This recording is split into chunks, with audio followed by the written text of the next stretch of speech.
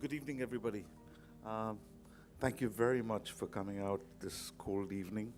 I'm feeling cold. I don't know about you guys, but I'm from Goa, so I feel cold. Um, Thank you very much, Abhinav and the entire team at uh, FCDI. Have been a fantastic weekend, and I think you're doing an incredible job. Keep it up. I wish I could have been here for the rest of the week as well, but unfortunately I can't. Um, okay. So what is architecture? Everybody's talking about architecture these days. Um, Frank Lloyd Wright refers to architecture as that great living creative spirit. I think it's a beautiful description because architecture is everywhere. It permeates everything. It encompasses every living and non-living thing. It is the underlying form and structure to everything in the universe. In its commonly perceived physical form, it is the essence of life and living. It is personal, pluralistic, and poetic. Architecture, in its abstract and less discernible avatar, it's about relationships, networks, structure, harmony. Architecture manifests itself in form, space, texture, color, the past, the present, the future. Architecture is never static. It is dynamic and ever-changing. So what does it mean to be a photographer of architecture and design? As a photographer, how can one benefit from learning from and about architecture and design?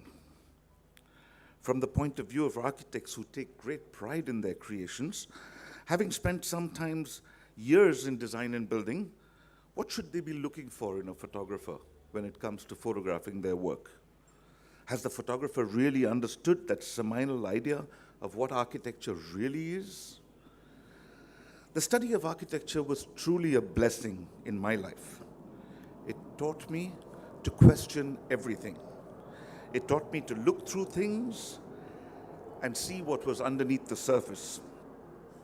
It left me dissatisfied with superficial answers and unleashed a monster inside me who was questioning the depth and width of everything that I came across.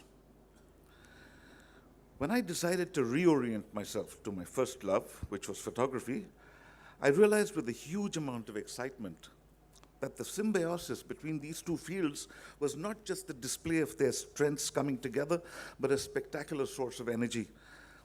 Both photography and architecture were engaged in this insatiable hunt to discover underlying form and structure to everything in the universe, and if it didn't exist, to create it, to bring order out of chaos.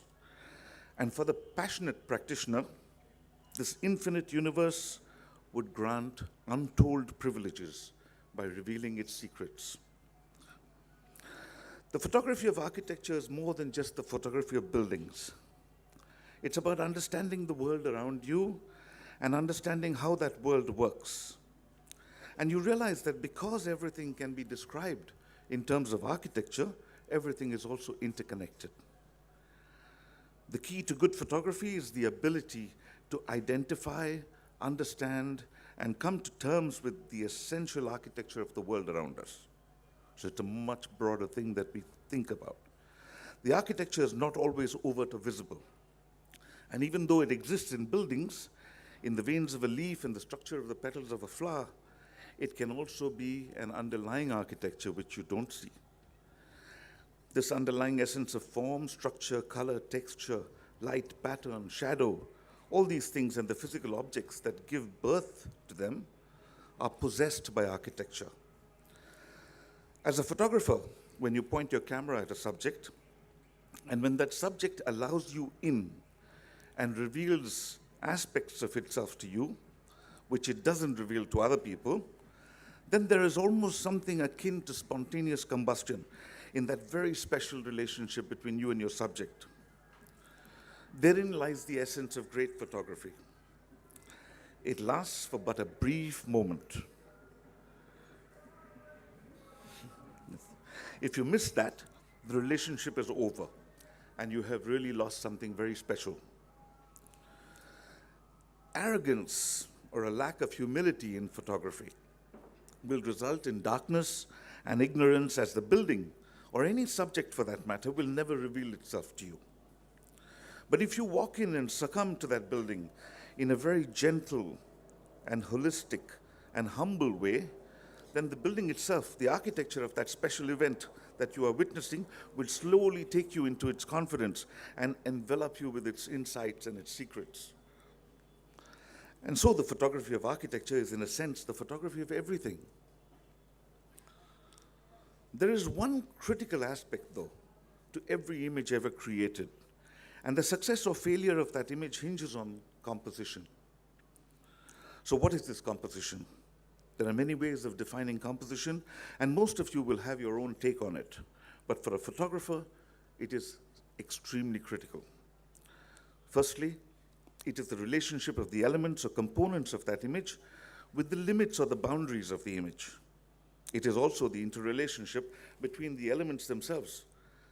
Juxtapositions, perspective, point of view, quality of light, all of them come together and fit so perfectly within the underlying order of that frame that you actually cannot move even one little thing without disrupting the harmony and the balance. Time, of course, plays a critical role because all these things come together almost simultaneously and sometimes last just that one very brief moment. The looking, the seeing, the understanding, the spontaneous insights are exhilarations that give you stimulus and curiosity to explore further, pushing the boundaries of your own limited universe. Composition is everything to an image. It expresses everything that an image has to say. Composition expresses the extent to which you have to come to terms with the architecture of that image.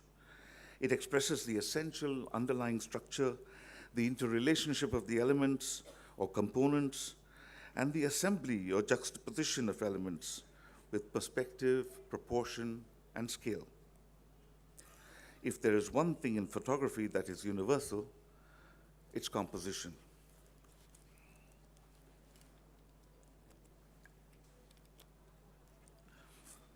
Architecture and photography have always hugely influenced each other. Since the advent of photography, a strong, close, and collaborative relationship has developed between architecture and photography. It is only photography that abstracts, animates, and validates our environment, and allows us the opportunity to see the universe in all its avatars, in all its manifestations. It enables us to examine the fragile relationship between man and his environment, contributing to our individual understanding of the world.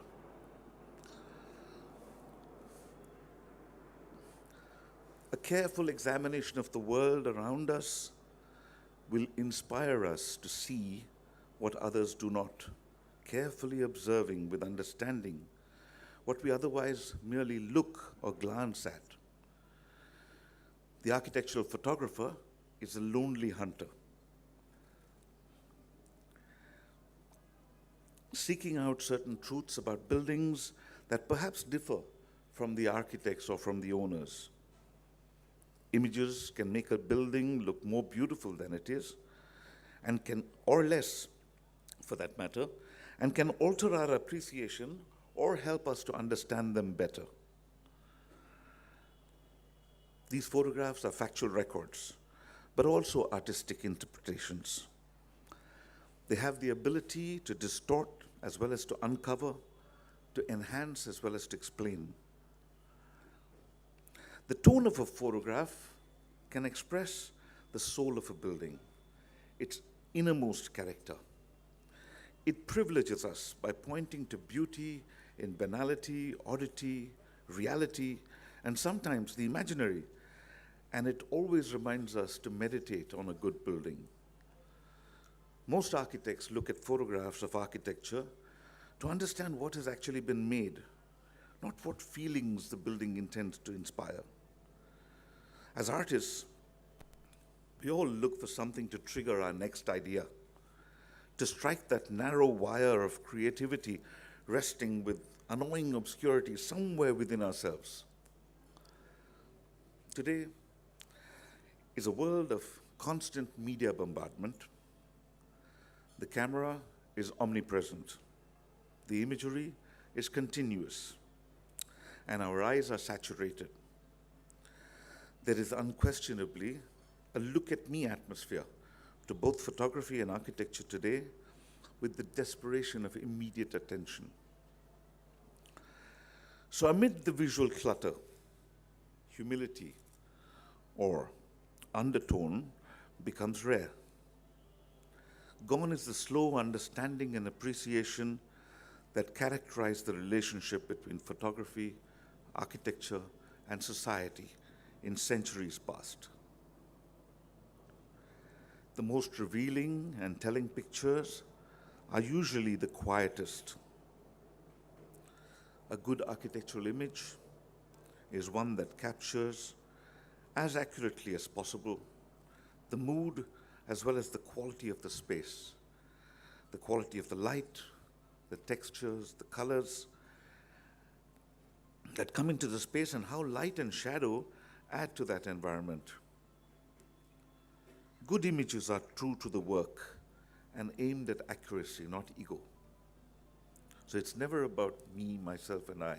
As a photographer, when you approach a building, it's about being true to that building, to really understand what the architect has, spent hours, days, years working on, and how,